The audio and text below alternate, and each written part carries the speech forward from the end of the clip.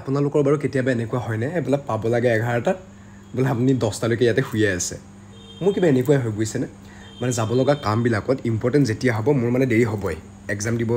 যাওঁতেও দেৰি হৈছিলে ইণ্টাৰভিউ দিব যাব লগা থাকিলেও দেৰি হয় আৰু আজি ফাইনেলি যিটো কোম্পানীত মই জইন কৰিবৰ কাৰণে গৈ আছোঁ আজি তেখেতসকলে মাতি পঠিয়াইছিলে কিবা এখন মিটিঙৰ কাৰণে আজি তাতো মোৰ দেৰি হৈ গ'ল কলিং টাইম আছিলে 11টা কিন্তু মোৰ মংগলদৈতে বাজি গ'ল 9:30 মাজতে মই মানে ভিডিঅ' এটা আপলোড কৰিছিলোঁ যে মংগলদৈত আৰু বেছি দিন নাই কেইটামান দিন পাছত ইয়াৰ পৰা গুচি যাম তাৰপিছত সেই ভিডিঅ'টোত মানে সুধিছিলে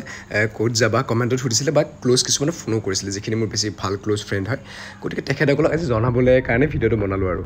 তাৰপাছত মই এনেকৈ গ'লোঁ মোৰ জইনিং বাৰু নৱেম্বৰৰ 1 তাৰিখৰ পৰা আছে কিন্তু মানে কি হ'ল তেখেতসকলৰ হেড অফিচৰ পৰা মানুহ আহিব আৰু সেইকাৰণে এখন মিটিং পাতিব 3 দিনৰ কাৰণে মোক মাতি পঠিয়ালে মই গ'লোঁ আৰু এজন দুজন কোনোবা আহিছিলে তাৰপাছত এইটো দেখিছেই নহয় ইয়াত লাগি আছে কেম্পা লিখি থোৱা আছে হয় মই জেৰিকো ফুড লিমিটেডত জইন কৰিবৰ কাৰণে গৈ আছোঁ নৱেম্বৰৰ 1 তাৰিখৰ পৰা এইটো এটা নতুন যাত্ৰা হ'ব